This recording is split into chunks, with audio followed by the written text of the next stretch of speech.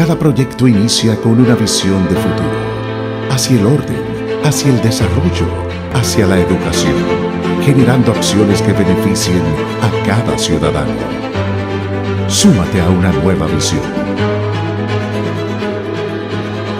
Súmate a una nueva visión. Join.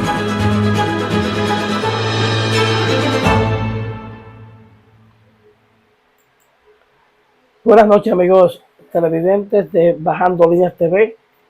Hoy lunes, bien agripado, bien afectado, esta gripe que anda terrible. Más mis problemas diabéticos me tienen un poco desconcertado.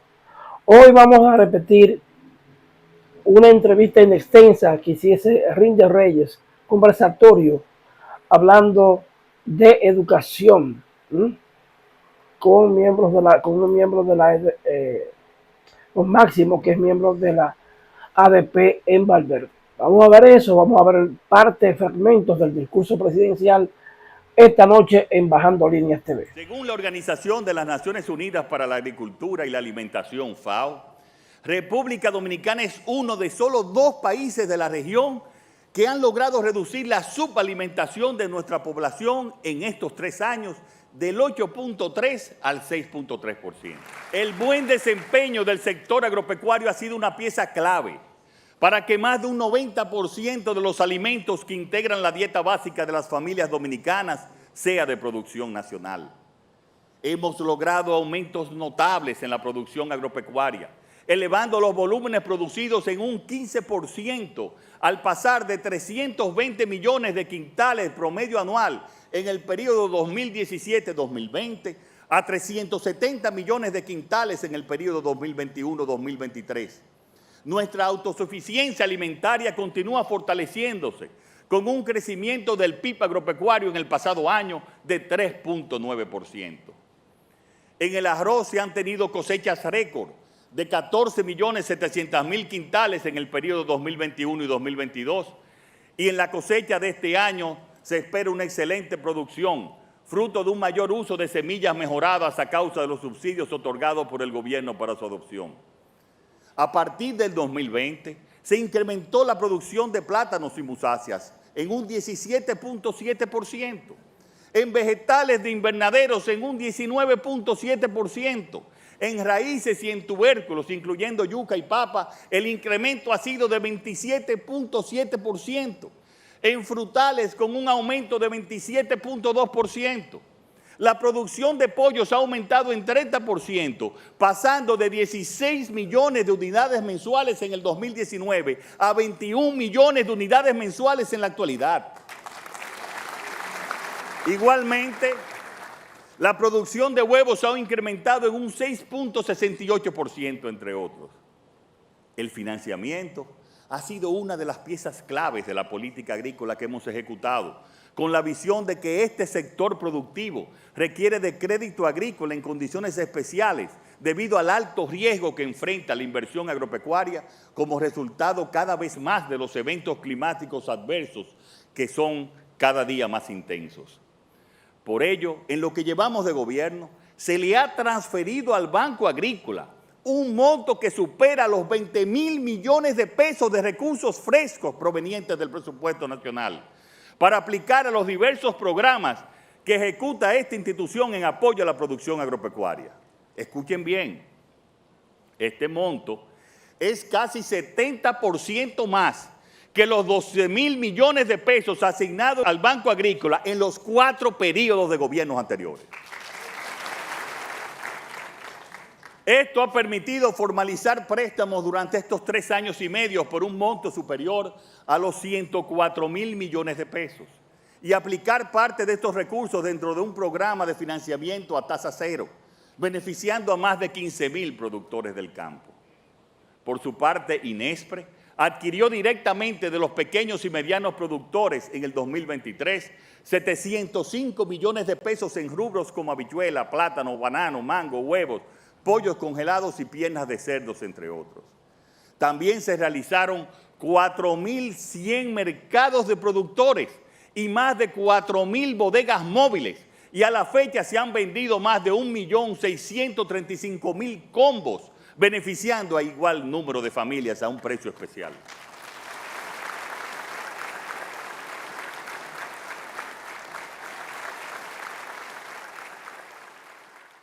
Ver a veteranos políticos jugar con frases infantiles es interesante. Uno de ellos sale a caballo de palo, gritando algunos eslogans que aparentemente debió haber gritado el pueblo, cosa que no es así. Muchas veces queremos explicar cosas macras con situaciones simples. Y yo les pregunto, a usted, que de la vaca nacional fue uno de sus becerros, ¿podría usted explicarme en qué vuelta se acuesta el perro?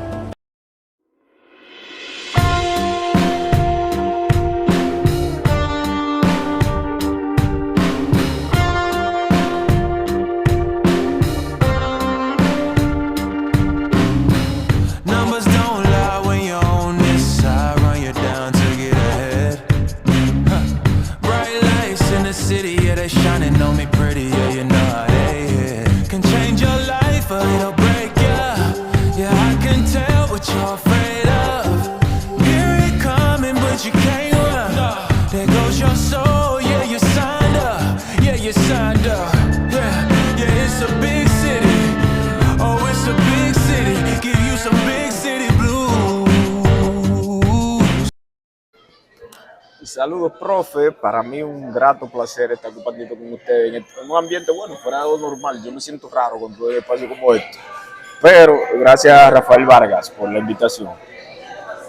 Y a mí, qué bueno que me da la oportunidad de hablar con usted, porque yo siempre he sido un fiel crítico de los métodos educativos que se realizan en República Dominicana. Y justamente hoy, coincidencia del diablo, me entero de otro desmán más de la educación. Y yo siempre he criticado y he valorado la metodología de aplicación de la educación en República Dominicana, que yo digo, bueno, los malos no son los profesores, los malos no son los incumbentes per se, sino es el sistema educativo que está deteriorado en la contextura de que yo no sé por qué hay tantos tabúes en la educación. Si la educación lo único que debe procurar es que el niño aprenda. ¿Qué más quiere la educación? Que el niño aprenda. Entonces yo no sé por qué hay tantos tabúes dentro de la educación que después podemos ir desarrollando poco a poco. Pero ante todo, buenas noches. Buenas noches, buenas tardes. Bueno, gracias Ringy por la invitación. Creo que sí, que hay diversos temas en educación que nosotros podemos conversar. Y por qué no ver de qué manera los amigos que nos escuchan, que nos ven, pueden llegar a sus conclusiones, ¿verdad? Porque a veces se piensa que la educación, que los temas educativos son para unos expertos que nos traen recetas enlatadas, ¿verdad? Y nosotros vivimos a diario la problemática de la población dominicana. Vivimos en otro barrio, vivimos en los centros educativos y por tanto creo que podemos muy bien hacer modestos aportes a la educación. Sí, yo siempre, la parte más crítica mía es que cómo es posible que en el siglo XXI todavía se sigan emitiendo las mismas como directrices que se aplicaban hace 20, 30 años atrás. Si nosotros hemos podido contemplar que en términos de avances, involucrando la educación, el desarrollo industrial y todo lo que usted quiera, el mundo ha avanzado más en los últimos 25 años que todo el resto de la humanidad de 25 años hacia atrás. ¿Por qué seguimos nosotros insistiendo tanto en aplicar las mismas metodologías educativas que ya muchos países han dejado de continuar? Bueno, en época pasada, digamos, en gobierno pasado se hablaba de una revolución educativa. Que yo no sé lo que era. Y hoy estamos a 29, hace apenas 2 días que el presidente de la República, en su rendición de cuentas ante el Congreso Nacional, bueno, pues explica de la suma millonaria que se ha invertido en educación.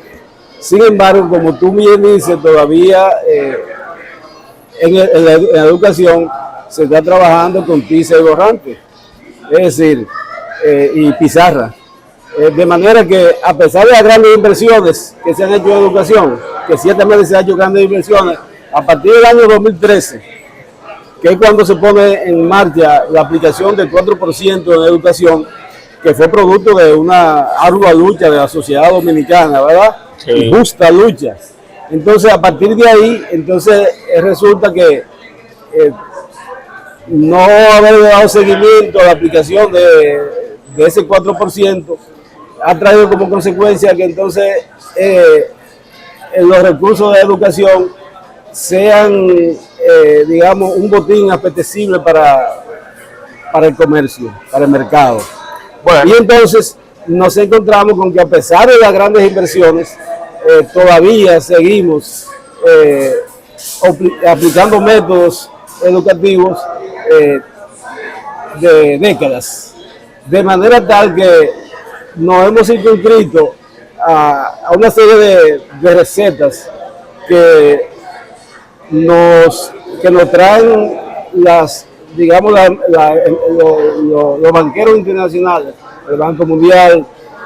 Tenemos aquí, por primera vez vemos que los bancos se preocupan por la educación, que los empresarios se preocupan por la educación porque han visto a la educación como una mercancía, y por eso vemos cómo la educa, cómo inicia educación, como una institución por ahí que se llama 512, son los que están liderando la dirección del sistema educativo dominicano.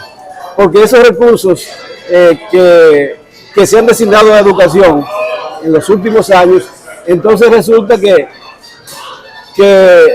el ministerio se ha dedicado a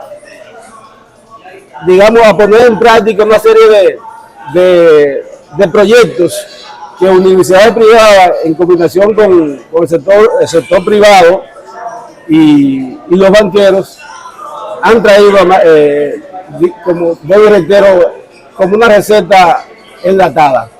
Bueno, realmente yo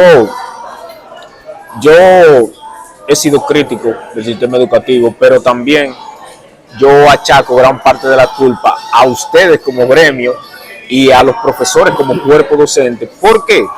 Porque si, como bien te expresan, 2013, ¿verdad? Danilo gana 2002, implementa el 4% 2013, o sea que al 24 ya son 11 años aplicando esta gran cantidad, este volumen de dinero. Sin embargo, la calidad de la educación no ha mejorado un ápice en 13 años. Entonces, coño, es tan largo el proceso para que se vean cambios por lo menos mínimos. Yo creo que no. Ahora, hay que ser justo y hay que ser honesto, tal como tú planteabas. El sector privado tiene el botín en las manos.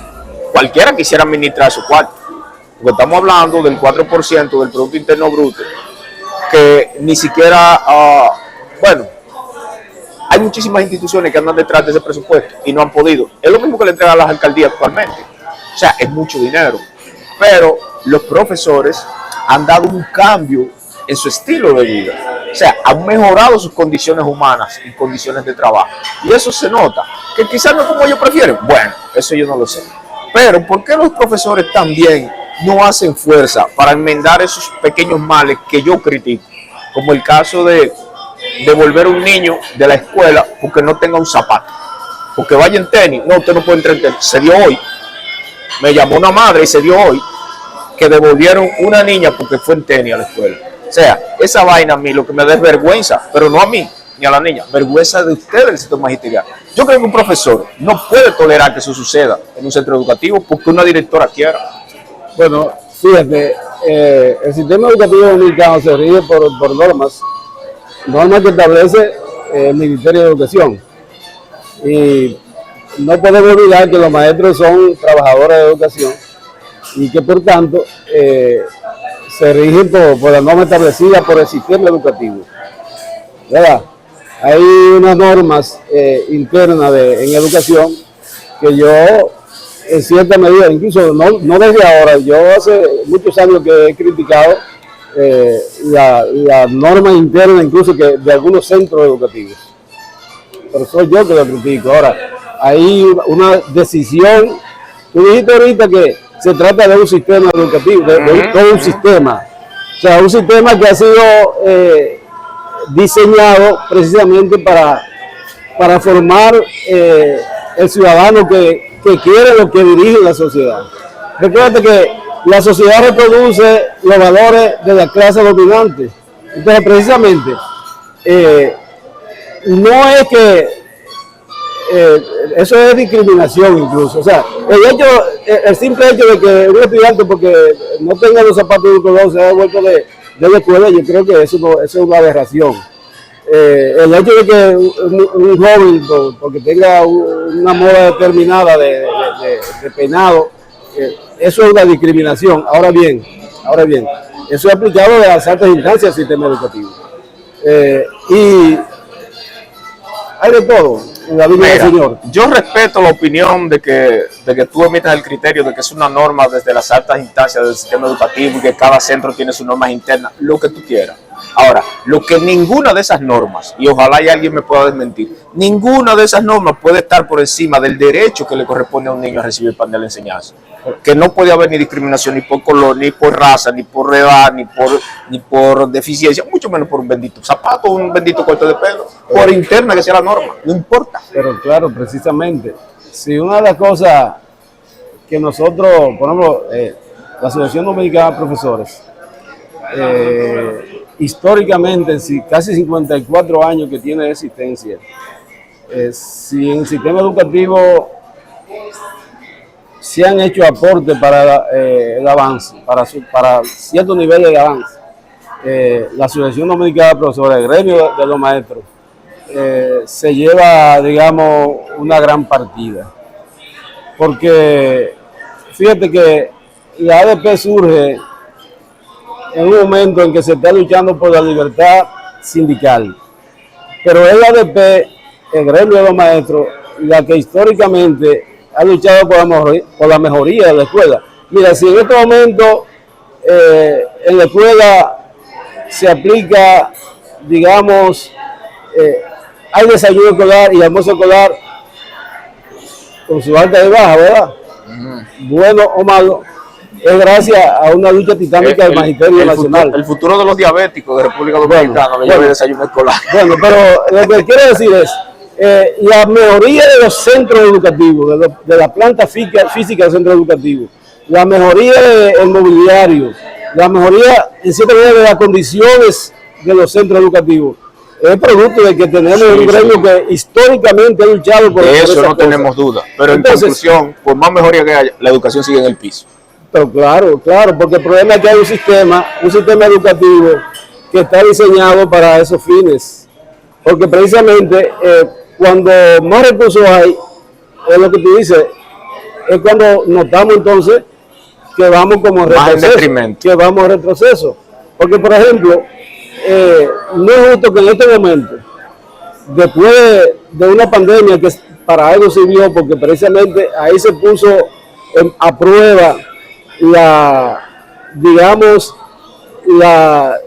cantidad de iniciativas del Magisterio Nacional. Porque fíjate que aquí se anuncia mucho que se trabajó en pandemia vía virtual. Pero aquí no se trabajó educación virtual. Aquí los maestros se ingeniaron para trabajar con sus muchachos vía WhatsApp, con paqueticos y cuantas cosas. Porque realmente estamos todavía empañados en términos de la conectividad virtual. Sí, no, y el servicio de internet aquí es muy pobre, muy débil, y el Estado no aportó nada. En ese proceso de esa reforma para la educación virtual, el Estado no aportó nada, porque ahí había niños que tenían, como tú bien dices, los padres tenían que bajarse a comprar paqueticos porque el Estado no les suplía, no le garantizaba la conectividad. La familia y los maestros también. Exacto. Cuando hablo de la familia lo involucro a todos, porque un maestro cuando esté en su casa es una familia, no es un maestro, es una familia. Entonces el Estado no le garantizaba esa conectividad Pero no íbamos más lejos. Había madres que tenían que salir a coger un teléfono prestado porque el que ellos tenían no tenía capacidad para recibir los mensajes que le llegaban vía internet. Pero habían otros que era peor, que era por televisión y por radio. O sea, República Dominicana develó, así como nos demostró que hay capacidades como te expreso, también nos develó las grandes debilidades que tenemos en el sistema educativo y la pobreza que existe en República Dominicana. Porque cuando tú hablas que todavía hoy existen comunidades en donde una señal de televisión no llega, eso es crítico. Y no una ni dos familias, cientos de familias con esa condición, que tenían que agarrarse de un radito de pila. Y niños que todavía hoy día tienen que caminar 3, 4 kilómetros para llegar a un centro educativo. Es una debilidad. Entonces, lo que a mí más me choca es que hablando de ese sistema de pobreza que vive República Dominicana, tú toparte con un sistema educativo que te le coarta la entrada a un centro educativo a un hijo porque no fue bien peinado. ¿Tú te imaginas un hijo mío que tenga que caminar 2 kilómetros y que cuando llegue a la puerta que usted no se peinó? Mira, Reyes, aquí en el año 2003, partido 2002-2003, existió un proyecto de educación sexual afectiva. Y ese proyecto de educación sexual afectiva se vio truncado. ¿Tú sabes por qué? Porque tenemos una educación que no es laica. O sea, tenemos una educación que todavía la Iglesia Católica tiene grandes influencias para decidir. Yo digo. Y es para caer en lo de las normas del sistema educativo. Y precisamente esas normas que yo diría hay que revisar, por no usar otro término, ¿verdad? Es producto de un sistema educativo que está supeditado en gran medida a las decisiones eclesiales. Entonces,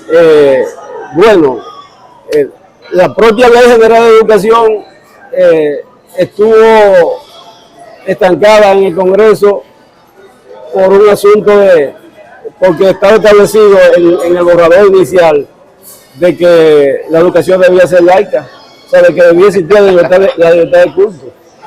Y la Iglesia siempre fue un escollo para que ese proyecto de Ley General de Educación fuera aprobada. Y en definitiva fue aprobada dejando en vigencia el concordato con la Iglesia Católica. Yo no tengo nada contra las iglesias, pero realmente yo tampoco. En los estados deben tratar de establecer la distancia, ¿verdad? Yo tampoco tengo nada en contra de las iglesias. Sin embargo, yo digo que las personas, el ser humano tiene que creer. En algo hay que creer, en lo que tú quieras. Ahora, cuando esa creencia llega al nivel de fanatismo, entonces las cosas se complican. ¿Cuál ha sido el error? O el error no. El peso pesado que nosotros hemos tenido que cargar toda la vida.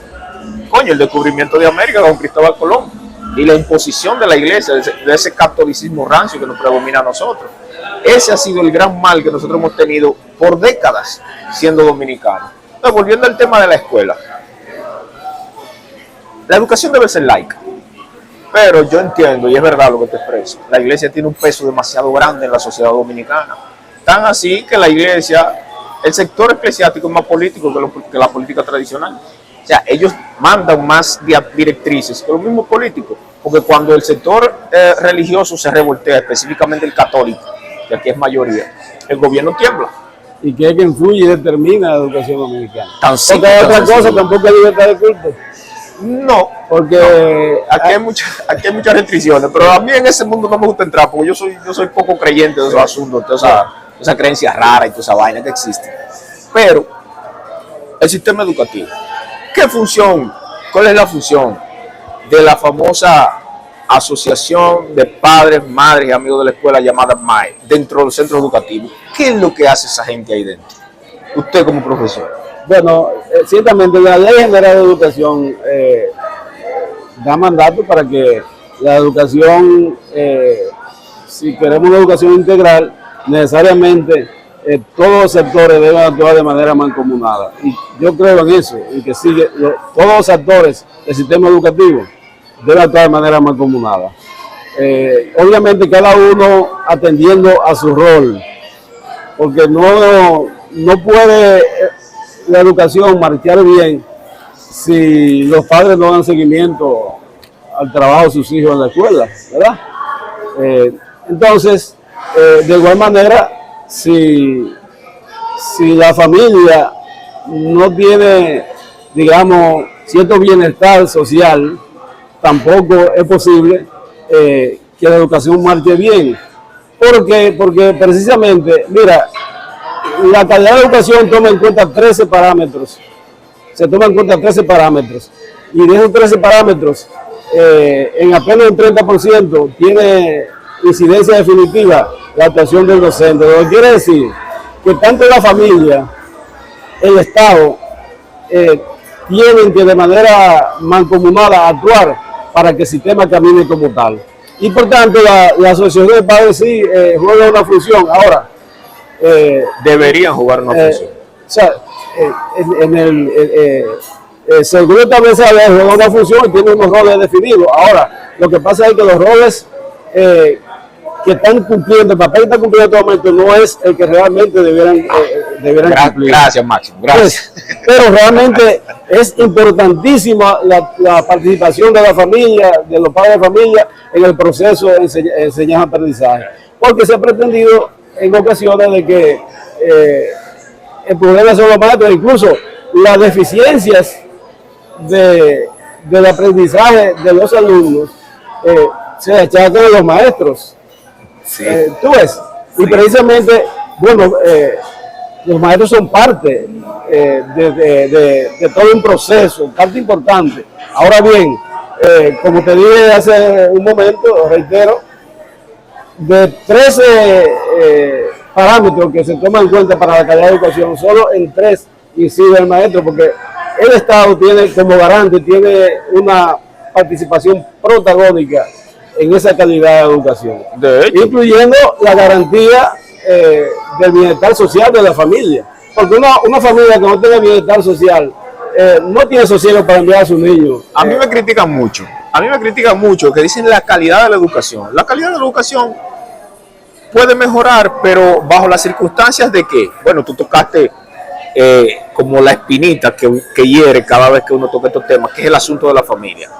A la familia, sí, por defecto, por lógica, eso no está en discusión. La familia es la columna vertebral de la sociedad. Si la familia va mal, la sociedad va mal. Ahora, ¿quién es el responsable de que la familia vaya mal o bien? Es el Estado. Es el Estado, eso no entra en discusión. Entonces, esa muletilla barata de mucha gente de que la familia... No, es el Estado el problema, que debe garantizar que esa familia tenga una vivienda digna, que tenga trabajo y que tenga salud y educación. Y entonces, dentro de esos roles, ¿por qué el presidente Luis Abinader, su alocución ahora de antes de ayer, el 27 de febrero, emite que se está trabajando para que cada familia dominicana tenga un hogar digno donde vivir? Es porque él sabe que aquí hay problemas serios. Más del 60% de la población dominicana no tiene un hogar, no tiene una casa, más del 60%. Y los que la tienen, viven muchos de ellos en condiciones deplorables. Y lamentablemente el presidente de la República cayó en el mismo juego de presidentes anteriores. Y va a seguir de cayendo. decir que hay crecimiento económico, que hay bonanza económica, sin embargo, eso no impacta en la calidad de vida de la gente. O sea, no explicó de qué manera esa bonanza económica ha ido impactando en la calidad de vida de la gente. Por ejemplo, anunció que 1.555.000 familias ya tienen la tarjeta Supérate, ¿verdad? Es un indicador de pobreza. Y duplicado. Es un indicador de pobreza. Eso quiere decir... Eso somos más pobres. O sea, eso no impacta en la calidad de vida de la gente. O sea, Sí. eso es lo que hace que cada vez mayor cantidad de familias estén sujetas a una tarjetita que en nada resuelve. Tal vez este tema que estamos tocando, tiene justamente que ver con lo que yo siempre he criticado. A veces yo digo que un economista que me puede explicar cómo es posible que nosotros tengamos más de 4 décadas, o sea, más de 40 años, siendo el país de Latinoamérica con mejor crecimiento económico, relativamente hablando, porque obviamente nosotros no podemos pretender que económicamente estemos mejor que Estados Unidos, o que Colombia, o México, o que cualquiera de sus países grandes, pero proporcionalmente somos que más crece y tenemos más de 40 años en eso. Entonces, ¿cómo diablo ese bienestar como que no se proyecta hacia la clase dominicana? Y aquí somos cada vez más pobres. Cada vez la pobreza, cada vez aumenta la pobreza. Entonces, un sistema educativo con todos los recursos del mundo y todavía hoy, 13 años después, todos los años, cada vez que se abre un nuevo año escolar, andan los padres dando gritos detrás de un uniforme. Pero el ministerio, a través del INAVIE, anuncia que va a dar uniforme, pero nunca se cumple. Y cuando se cumple quizás en un 25%. Fíjate que, y no solo eso, lo que decía al principio de esta conversación, es que los recursos se están invirtiendo atendiendo a la demanda de los que andan detrás de los recursos de educación. Por ejemplo, recientemente invirtieron alrededor de 4 mil millones de pesos en libros de texto, sin embargo, unos libros que fueron editados con errores, ¿verdad? Porque atendiendo precisamente a esa digamos, a esos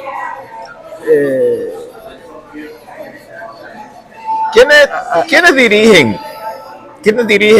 O sea, ¿quiénes son los responsables de dictar las normas dentro del Ministerio de Educación? ¿Tú tienes algún conocimiento de eso? El Consejo Nacional de Educación. El Consejo Nacional de Educación. Dentro de ese consejo, ¿cuántas personas participan? Participan, creo que alrededor de 29 miembros. 29 miembros. En eso la ADP tiene una silla. Yo vi, El resto son, la mayoría son empresarios. Las empresas. Y políticos. La iglesia. Mira, la iglesia tiene mucha el día pasado yo estuve viendo la directiva del Ministerio de Educación. Y a mí me da pena cuando yo veo personas de 85 años perteneciendo a ese gremio. 85 años. Un hospital geriátrico, ¿qué puede aportar? Y ustedes me disculpan, porque con esto yo no quiero denigrar a las personas de edad. Pero ¿qué puede aportar una mente ya con 85 años de edad en un mundo de tanta revolución como este? ¿Te refieres al Consejo Nacional de Educación? Sí, al Consejo Nacional de Educación. Una persona con 85, ¿qué diablos está ahí? Y no le voy a poner nombre para no afectar quizá o no denigrar la integridad de nadie. Sí, porque es que los miembros del Consejo Nacional de Educación, aunque están definidos por ley, ¿verdad? La ley define quiénes deben formar parte del Consejo Nacional de Educación, pero precisamente son los sectores dominantes de la sociedad. Y fíjate, con esos sectores dominantes, a veces se pretende incluso de manera al revés, que la sociedad avance, porque pretendemos a veces que es la escuela que va a cambiar la sociedad, y es al revés, es la sociedad que va a cambiar la escuela. Es decir, si no hay un cambio social, no puede haber de ninguna manera ninguna mejoría en la educación en ningún país del mundo. Yo soy de los que abogo que los liceos de aquí deberían ser politécnicos. ¿Por qué? Porque cuando tú conviertes un liceo en politécnico, tú estás enseñando a una persona a insertarse no solamente al mundo social, sino al mundo laboral productivo. Las universidades de aquí te forman, en este año vamos a graduar 7,000 nuevos profesionales. Pero ¿dónde está la experiencia de eso? Si una empresa desde que te solicita, lo primero que te dice, ¿cuántos años tú tienes de experiencia? ¿Qué tú vas a hacer? Pero no solo eso, las oportunidades que tienen esos jóvenes. Porque es que también el Estado debe ser garante de crear oportunidades. Debería. Es el garante, según la Constitución de la República. ¿Por qué yo abogo por el emprendedurismo? A mí nadie me hable de un título en pleno siglo XXI. Nadie me hable de eso. Me da pena a veces. Yo decía en días pasados, en uno de los programas, que me da pena cuando yo veo que un profesional así, entre comillas, se para frente a un podio o un micrófono. Yo soy licenciado en esto, tengo una maestría en esto, yo soy ingeniero en esto, yo soy técnico en esto. Y tiene 20 profesiones. Pero ¿con cuál de ellas él sobrevive? ¿En cuál de ellas es bueno? ¿Con cuál de ellas se decidió? Mira, yo creo en el emprendedurismo. Ahora, el emprendedurismo per se nos conduce al sálvate quien puede. Una sociedad donde todo el mundo quiere ser emprendedor, entonces va a llegar un momento en que somos todos emprendedores. Sí. De lo que se trata es, mira, yo digo que el emprendedurismo ha sido un invento precisamente para poner en boga la individualidad de las personas. Sí, En el sentido, la individualidad. tú acabas de decir, por ejemplo, que nada sirve estudiar, porque tú dices que nada sirve un título. Mira, un Entonces, título, no, permiso. vender esa idea en la juventud. No, es que un título es solamente el pase a tu involucrarte dentro de la sociedad. Porque es que hay muchísimas personas que tienen conocimiento propio y son estudiantes empíricos que tienen mucho más capacidad que un graduado con un título en la mano. Un título es único y exclusivamente el pase a una sociedad, no más nada. Sí, pero O sea, es la acreditación de un centro educativo que te dice, mira, él tiene conocimiento en esto, más nada. Y eso lo podemos poner, escúchame que te interrumpa, eso lo podemos poner de manifiesto en un caso muy sonado que se dio en República Dominicana con la famosa doctora que tenía un centro de atención especial para niños. Esa muchacha, sin ningún tipo de título académico, tenía un centro educativo que le resolvió el problema a muchísimas familias que son testigos y dieron testimonio de que sus hijos avanzaron bastante en salud mental, que no es fácil. Sí, Mientras que quien hizo la denuncia, Nuria Piedra, que no tiene título en periodismo, pero la sociedad la asume como periodista porque por ley ya es periodista, sí. nadie la critica. ¿Tú me estás entendiendo? Sí, un título es más que un pase a la sociedad, más sí, nada. pero fíjate que los emprendedores con éxito son la excepción. Son la excepción. Entonces, y fíjate que mucha gente en estos momentos está pensando en eso, en meterse en emprendedor. Sin embargo, los éxitos del emprendedurismo son excepcionales. O sea, no son, no son digamos, la norma. Como en el ámbito titulado también. Hay muchísimas personas que llegan a ser profesionales, pero llegan a ser profesionales, escúchame el término, muy pedantes. O sea, de muy bajo desenvolvimiento, de muy bajo desempeño. Nosotros tenemos dentro del gremio, para ponerlo a ustedes mismos como ejemplo, nosotros tenemos formadores que no se les deberían llamar profesores, para nada, ¿eh? Bueno, y tienen un título en la mano. Bueno, hay de todo en la viña Ya me del estoy Señor. entendiendo. Nosotros tenemos profesores formados con títulos que no deberían. No solo docentes, en todas las áreas. Exacto. Pasa eso, en todas las áreas. ¿Ves? Acontece esa situación. Pero lo que te quiero decir es que, muy bien, que vive el emprendedurismo. Ahora, ojo con eso, hay que tener cuidado con eso. No, yo no quiero que tú me malinterpretes. Uno provee el emprendedurismo como la solución. Yo no quiero que Para se me la mayoría. malinterprete. Yo no quiero que se me malinterprete. Yo lo que digo es que un título no debe ser como un permiso social para tú desarrollarte. Porque hay gente con capacidades de hacer buena gestión en cualquier ámbito, pero un título se lo impide. Sí, pero Mientras hay otros que no saben desenvolverse y un título le da el pase. Sí, pero la mayoría, mira, los profesionales, digamos, de poca calidad, son, digamos, la minoría. La mayoría de los profesionales de todas las áreas son profesionales con éxito. Si se dedican a sus áreas, ¿verdad? Si se dedican a sus áreas, porque hay otros, como dijimos hace un momento, Creo que el término profesional no tiene nada que ver con lo que estamos planteando. Yo estoy hablando de titular persona. Un profesional es todo aquel que sabe hacer bien un ejercicio, no importa que sea. No, claro.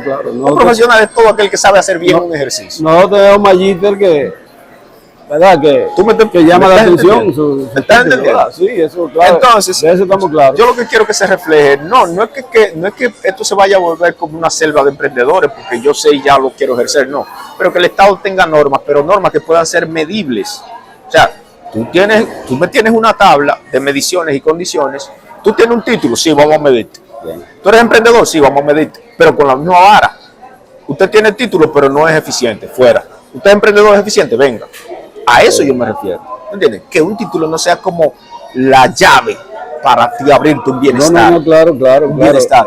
Y eso, ¿en qué yo apoyaría un título académico, pero bien medido, más no hacia el emprendedurismo?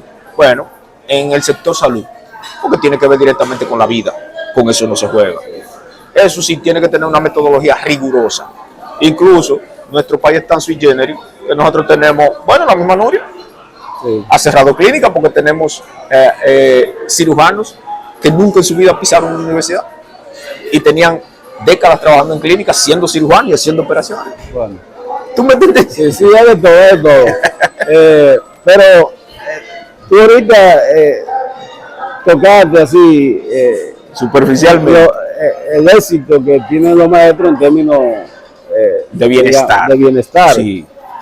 Sin lugar a duda que es cierto, en el magisterio ha habido ciertos niveles de bienestar. Unos niveles de bienestar que ha sido producto precisamente de toda una tradición de lucha y de conquistas.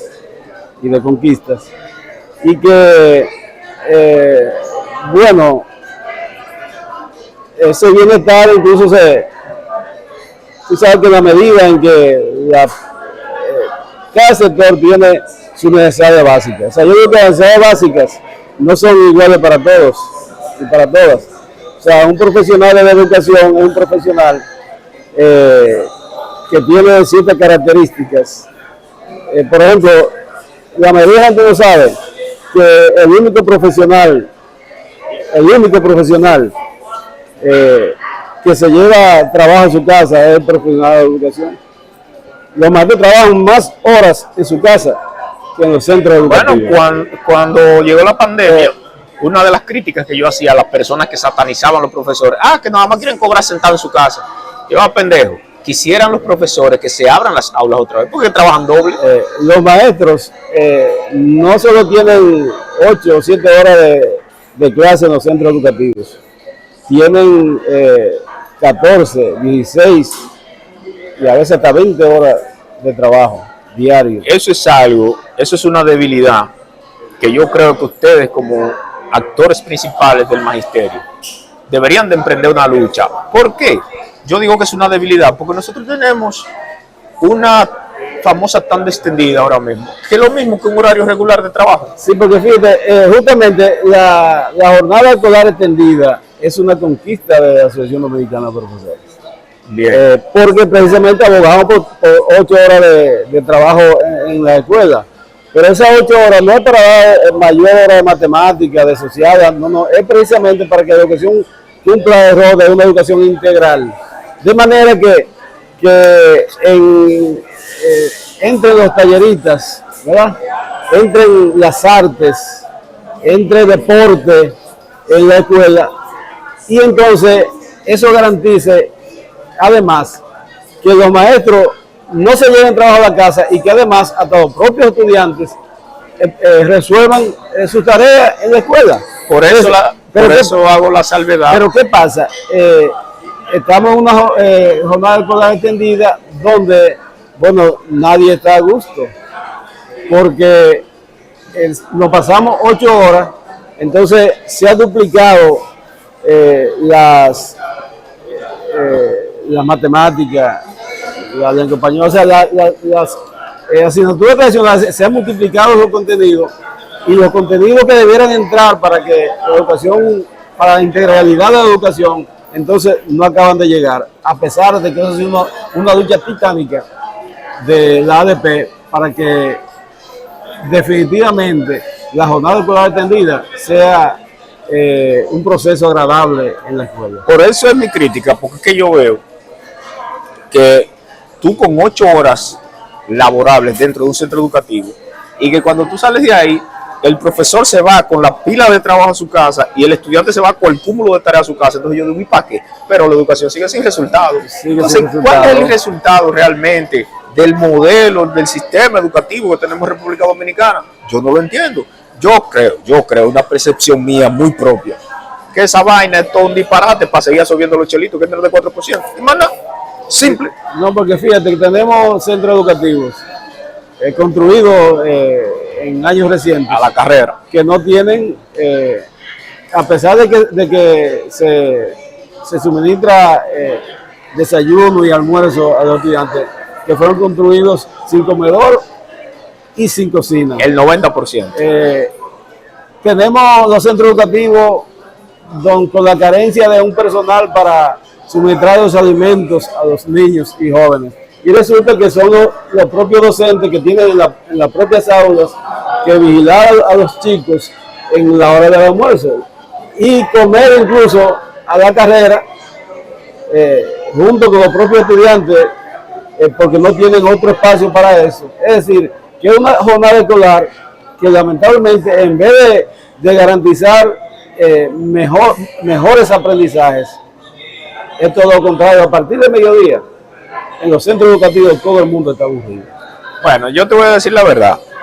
Para mí, esa jornada extendida no ha venido a aportar relativamente nada al sistema educativo. ¿Por qué? Tú lo dijiste y es uno de los puntos que yo más critico. El currículum educativo, ¿qué novedad ha traído con la incursión de las 8 horas? ¿Qué nuevo tiene el currículum educativo? No tiene nada nuevo. Bueno, sí, el departamento de arte, que aquí solamente tenemos, creo que, mención arte, solamente tenemos Juan de Jesús Reyes, no tenemos más. Entonces, el modelo arte, ¿en qué ha venido a incrementar? Bueno, eso se puede aportar. Pero aparte de ello, hay que ver, el Liceo Juan de Jesús Reyes es educación en arte, pero hay que ver si están los artistas. Es el problema. Sí, hay que ver si están los artistas que necesita ese centro educativo para que realmente se imparta educación en arte. Con el modelo de arte. Por ahí es que voy. Entonces yo digo, bueno, es modelo en arte. El problema es hasta dónde hemos avanzado en arte dentro de ese mismo centro. Y ya tuviste la respuesta. ¿Dónde están los artistas? Bueno, se dan pininos, porque mis hijos, los dos estudian ahí, pero se dan pininos que muchos de ellos llegan con tarea a mi casa y a mí lo que me da es pena. Porque yo digo, coño, como un muchacho ya casi terminando el bachillerato, yo tengo uno que ahora está en el famoso sexto, que antes era cuarto de bachiller, y tengo otro que está en el quinto, que antes era el tercero. Sí, sí. Y ellos llegan con tareas que son de muchachitos de quinto de primaria, y están en una modalidad en arte. Que ellos desarrollen habilidades, bueno, eso es otra cosa, pero es el profesor quien tiene que enseñarlo a que ellos desarrollen, que ellos exploten esas habilidades. Y es lo que no se ha llegado hasta ahí. Pero, independientemente de eso, el día pasado, yo estuve en una comunidad del municipio de Monción, en la provincia de Santiago Rodríguez. Y me impactó tanto, me llamó tanto la atención, yo ver una infraestructura con las cualidades de que aquí, de la UAS Vieja, en una comunidad que el centro educativo, que está a unos 100 metros de ahí, lo que tiene son 30 niños. Y tú no tienes de dónde sacar muchachos para llevar a llenar un espacio como ese. Entonces, por ahí yo deduzco, mira los resultados del 4%. Una infraestructura como esa, que yo no conozco nada de ingeniería, ni de arquitectura, ni nada de eso, ni de construcción, pero en términos territoriales, esa vaina era como del tamaño de 2 canchas de basquetbol, para una comunidad de 30 estudiantes. Pero lo mismo pasa aquí cerquitica, antes de llegar a entrada de Mao, ¿cómo se llama eso ahí? Por ahí. Cartabón. Por ahí, que hay un liceo de 16 aulas. 16 aulas. Es una locura. Una escuela a medio construir. A medio construir. A medio construir. Una edificación con 16 aulas. No, 16 no, 32, porque son 2 edificios de a 16 aulas. 8 por cada nivel. Entonces digo yo, ¿pero qué maldita locura es esto? O sea, ni siquiera el Ministerio de Educación tiene la capacidad de tener supervisores para ese tipo de edificaciones. Ese centro no tiene tantas aulas. Claro que sí. No tiene 32. Yo fui ahí con el reclamo de cuando el puente se desbarató de esa comunidad y los profesores nos llevaron hasta ahí. Son 8 aulas abajo, 8 arriba y son 2 pabellones del mismo tamaño.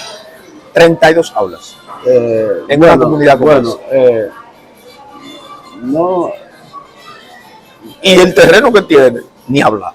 Si usted ha ido y usted sabe que... No, claro que yo he ido, Son 8 aulas abajo y 8 arriba, 2 pabellones. Porque ese centro educativo se ha estado construyendo con el propósito de descongestionar, porque resulta que allá la secundaria y la primaria están en un mismo plantel, o sea, en un mismo edificio. Con ese descongestionan a Amina entero.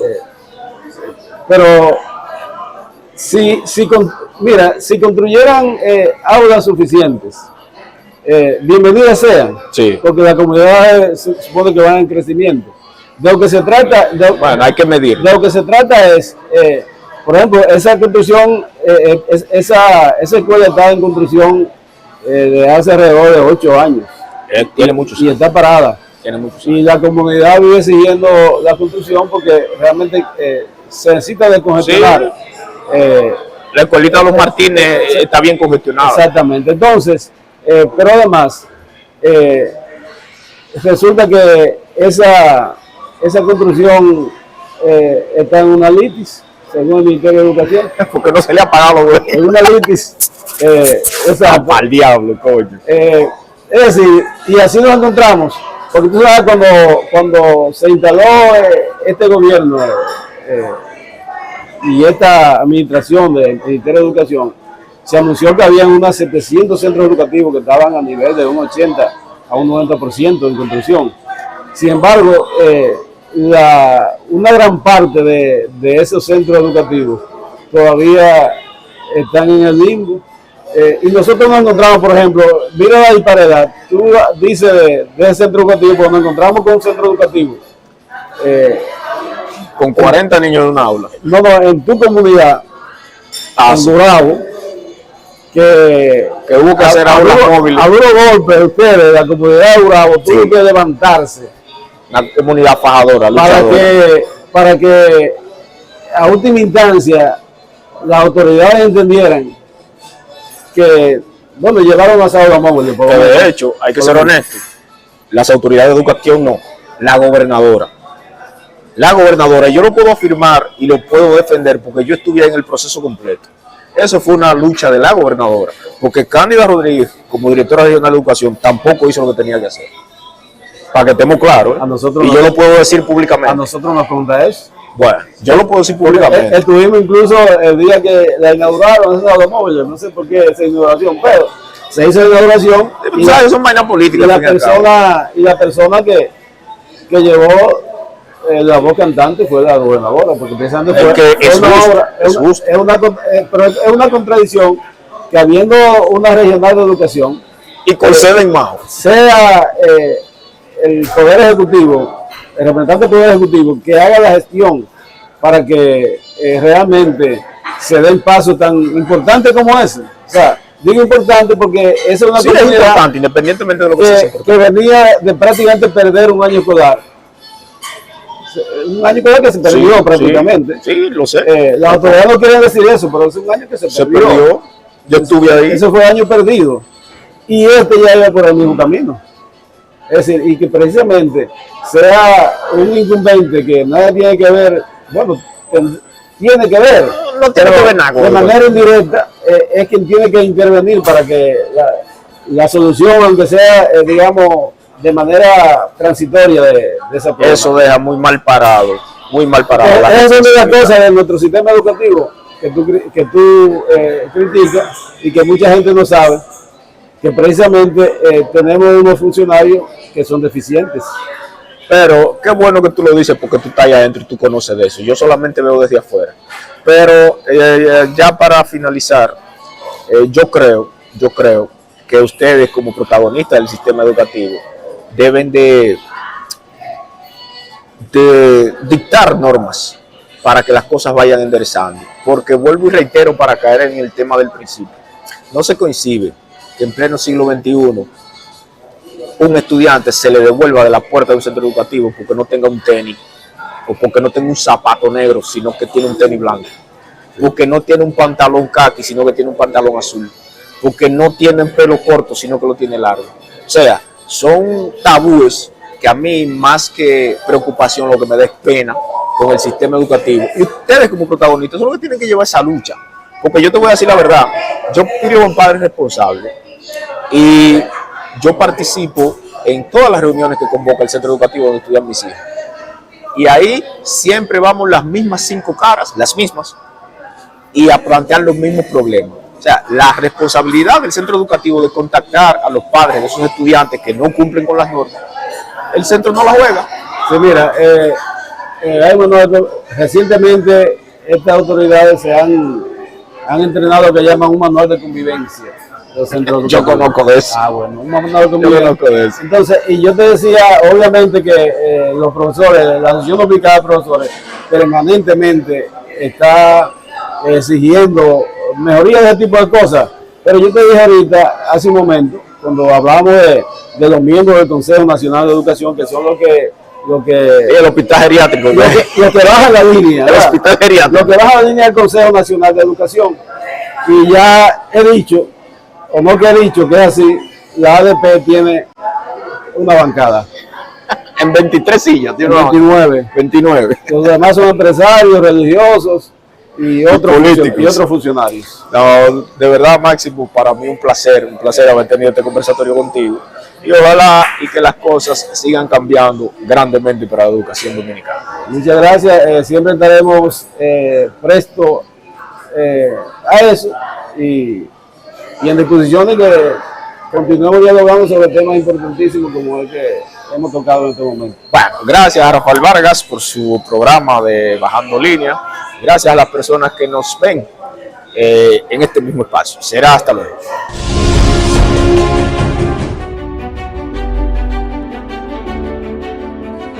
Cada proyecto inicia con una visión de futuro, hacia el orden, hacia el desarrollo, hacia la educación, generando acciones que beneficien a cada ciudadano.